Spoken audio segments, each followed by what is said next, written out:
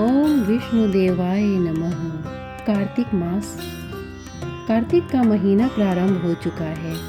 इस माह को बहुत ही पवित्र माना गया है। इस माह में ही भगवान विष्णु अपने योग निद्रा से जाग जाते हैं और तब सभी तरह के मांगलिक कार्य प्रारंभ हो जाते हैं। इसी कार्तिक मास में दीपावली का महापर्व आता है।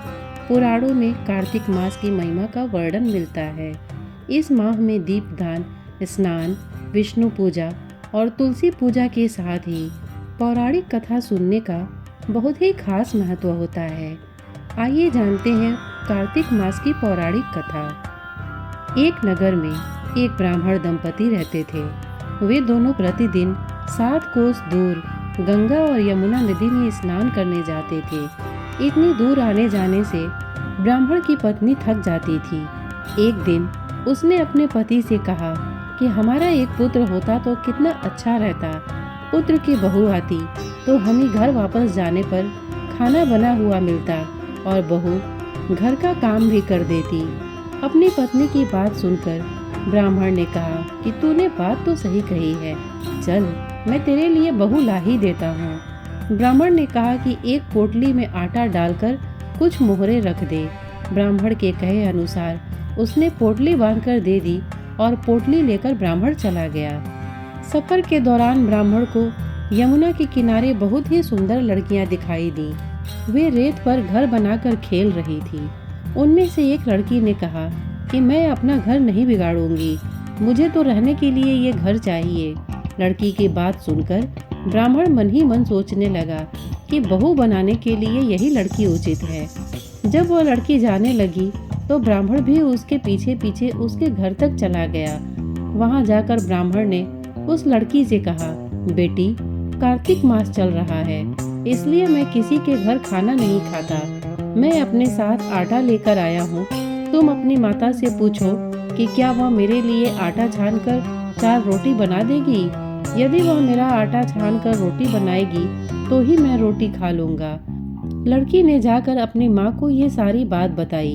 माँ ने कहा, उचित है, जाकर ब्राह्मण देव से कह दो कि वो अपना आटा दे दे, मैं रोटी बना दूंगी। जब वह आटा छानने लगी तो आटे में से मोहरे निकली। वह सोचने लगी कि जिसके आटे में इतनी मोहरे हैं उसके घर में कितनी मोहरे होंगी। जब ब्राह्मण खाना खाने बैठा तो लड़की की माँ ने उस ब्राह्मण से पूछा, क्या आपका कोई लड़का है और क्या आप उस लड़के की सगाई करने जा रहे हो। यह सुनकर ब्राह्मण ने कहा कि मेरा लड़का तो काशी में पढ़ने गया हुआ है, लेकिन यदि तुम कहो तो खांड कटोरे से विवाह करके तेरी बेटी को अपने साथ ले जाऊं। लड़के की माँ ने कहा, ठीक है ब्राह्मण देव। इस पर लड़की की माँ ने लड़की की खांड कटोरे से शादी करके ब्राह्मण के साथ भेज दिया।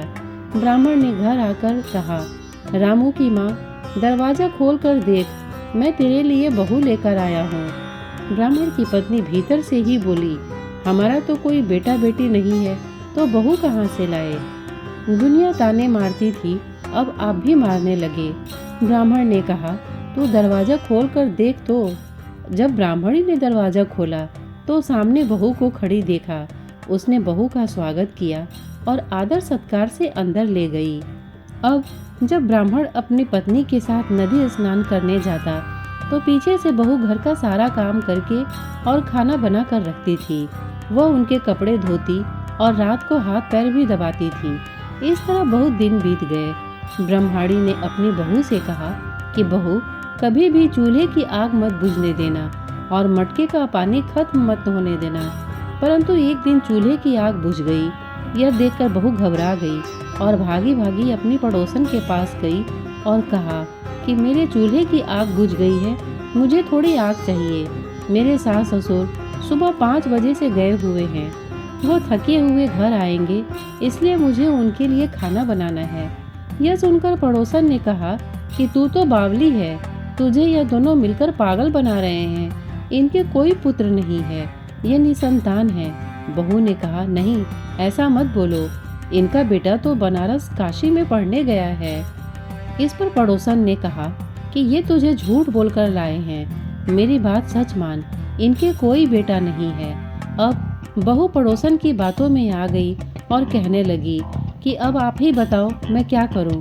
पड़ोसन ने कहा कि करना क्या है, जब तुम्हारे सास ससुर आए तो जली हुई रोटियां बनाकर देना और बिना नमक की दाल बनाकर देना। खीर की कड़छी दाल में और दाल की कड़छी खीर में डाल देना। पड़ोसन ने उसे अच्छे से सिखा पढ़ा दिया। फिर जब उसके सास ससुर घर आए तो उसने न तो उनका आदर सत्कार किया और न ही उनके कपड़े धोए। जब उसने सास ससुर को खाना दिया तो सास बोली, बहू आज ये रोटियां जली हुई क्यों हैं और दाल भी अलूनी है।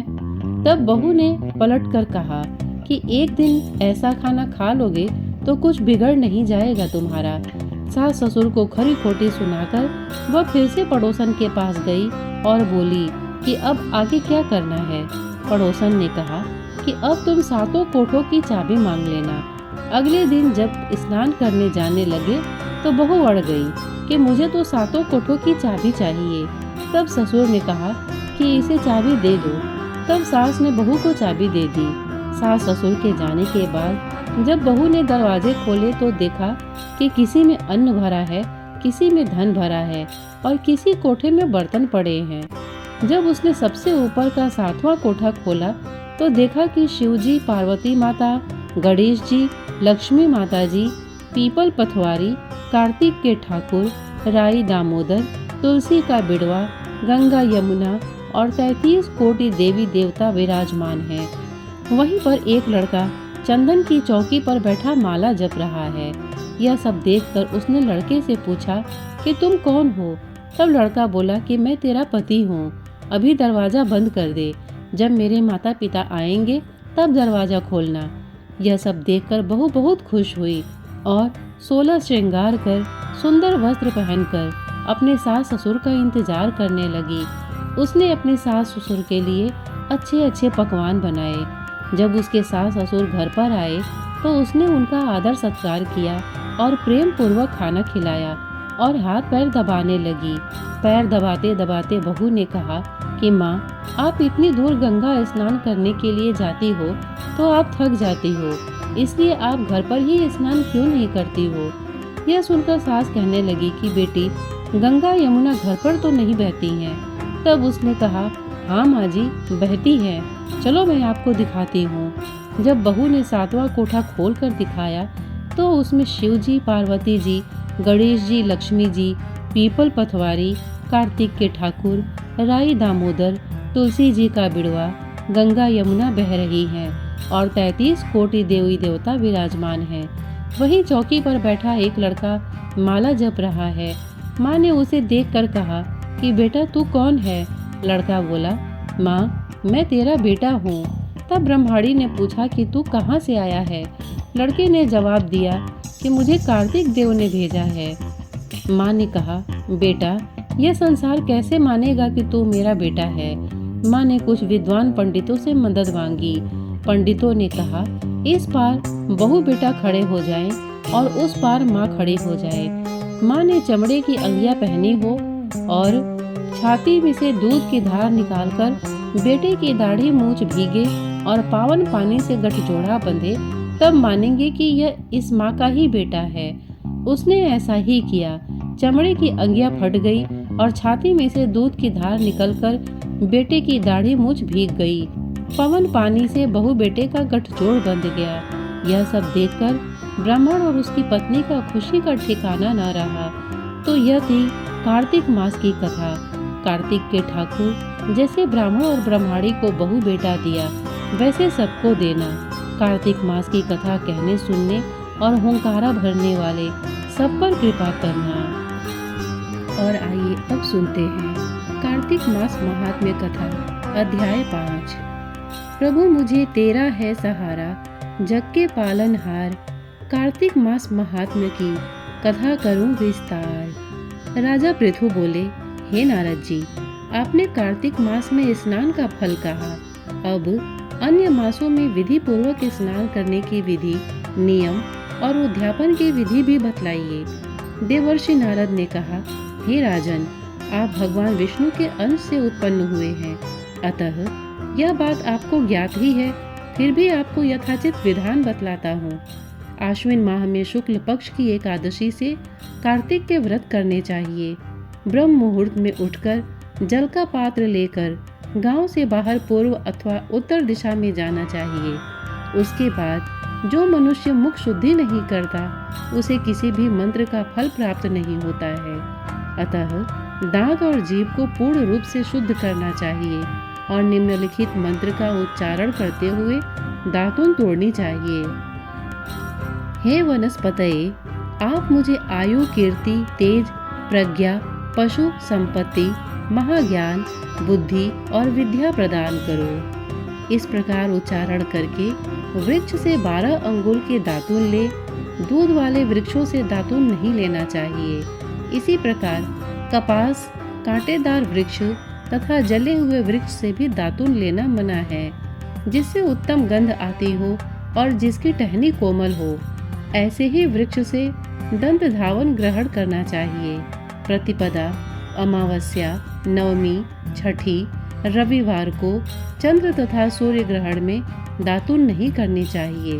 तत्पश्चात भली भांति स्नान करके फूल, माला, चंदन और पान आदि पूजा की सामग्री लेकर प्रसन्न चित्त व भक्ति पूर्वक शिवालय में जाकर सभी देवी देवताओं की अर्घ्य, आचमनीय आदि वस्तुओं से पृथक पृथक पूजा करके प्रार्थना एवं प्रणाम करना चाहिए। फिर भक्तों के स्वर में स्वर मिलाकर श्री हरि का कीर्तन करना चाहिए। मंदिर में जो गायक भगवान श्री हरि का कीर्तन करने आए हों, उनका माला, चंदन, तांबूल आदि से पूजन करना चाहिए, क्योंकि देवालयों में भगवान विष्णु को अपनी तपस्या, योग और दान द्वारा प्रसन्न करते थे, परंतु कलयुग में भगवत गुणगान को ही भगवान श्री हरि को प्रसन्न करने का एकमात्र साधन माना गया है। नारद जी राजा पृथु से बोले, हे राजन, एक बार मैंने भगवान से पूछा कि हे प्रभु, आप सबसे अधिक कहाँ निवास करते हैं? इसका उत्तर देते हुए भगवान ने कहा, हे नारद, मैं वैकुंठ या योगियों के हृदय में ही निवास नहीं करता, अपितु जहाँ मेरे भक्त मेरा कीर्तन करते हैं, मैं वहाँ अवश्य निवास करता हूँ। जो मनुष्य चंदन, माला आदि से मेरे भक्तों का पूजन करते हैं, उनसे मेरी ऐसी प्रीति होती है जैसे कि मेरे पूजन से भी नहीं हो सकती। नारद जी ने फिर कहा, शिरीष, धतूरा, गिरजा, चमेली, केसर, कंदार और कटहल के फूलों व चावलों से भगवान विष्णु की पूजा नहीं करनी चाहिए। अड़हल, कंद, गिरीश, जूही, मालती और केवड़ा के पुष्पों से भगवान शंकर की पूजा नहीं करनी चाहिए। जिन देवताओं की पूजा में जो फूल निर्दिष्ट है, उन्हीं से उनका पूजन करना चाहिए। पूजन समाप्ति के बाद भगवान से क्षमा प्रार्थना करनी चाहिए। हे सुरेश्वर, हे देव, न मैं मंत्र जानता हूँ न क्रिया, मैं भक्ति से भी हीन हूँ। मैंने जो कुछ भी आपकी पूजा की है उसे पूरा करे। ऐसी प्रार्थना करने के पश्चात साष्टांग दंडवत करके भगवत कीर्तन करना चाहिए, श्री हरि की कथा सुननी चाहिए और प्रसाद ग्रहण करना चाहिए। जो मनुष्य उपरोक्त विधि के अनुसार कार्तिक व्रत का अनुष्ठान करते हैं, वह जगत के सभी सुखों को भोगते हुए अंत में मुक्ति को प्राप्त करते हैं। और आइए अब जानते हैं पवित्र कार्तिक मास में क्या क्या करें। कार्तिक मास हिंदुओं के लिए सबसे पवित्र महीना है। इस महीने की अधिष्ठात्री देवी राधा रानी है।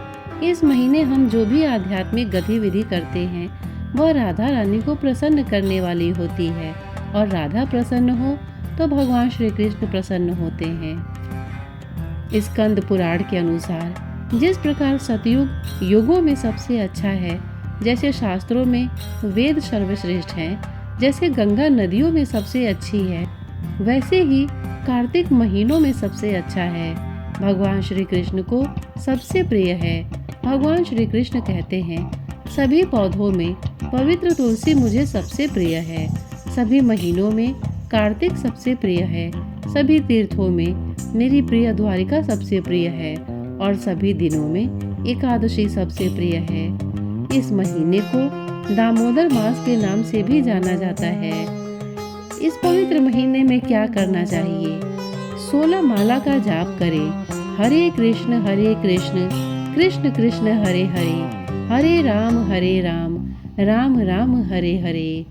कार्तिक मास में दीपक जलाएं, लाखों जन्मों के पाप पलक झपकते ही नष्ट हो जाते हैं। भले ही कोई मंत्र न हो, कोई पवित्र कर्म न हो और कोई पवित्रता न हो, कार्तिक के महीने में दीपक चढ़ाने से सब कुछ सही हो जाता है। दामोदर अष्टकम पढ़े, श्रीमद् भागवतम या भगवत गीता पढ़े, मंदिर जाने की कोशिश करें और भक्तों के साथ भगवान को दीप चढ़ाने में भाग लें। मंदिर में देवताओं को जप, गायन, नृत्य और दीपक अर्पित करना हमेशा बहुत श्रेष्ठ होता है और हमारे दिलों में खुशी लाता है। इस महीने में कोशिश करें कि केवल प्रसाद यानी भगवान को अर्पित किया गया भोजन ही खाएं। अपनी क्षमता के अनुसार गरीबों को दान करें, पवित्र तुलसी के पौधे की पूजा करें। यदि हम शास्त्रों के अनुसार शुभ कार्तिक मास का पालन करें तो हमें अपने आध्यात्मिक जीवन में सफलता प्राप्त होगी। हम कृष्ण और राधा रानी की कृपा को आकर्षित करेंगे। श्रोतागण, 5वां अध्याय पूर्ण हुआ। इसके आगे की कथा जानने के लिए हमारे चैनल को अवश्य सब्सक्राइब करें। साथ ही इसे सुनने के लिए आपने अपना बहुमूल्य समय दिया, इसके लिए आपका बहुत बहुत धन्यवाद। नमस्कार।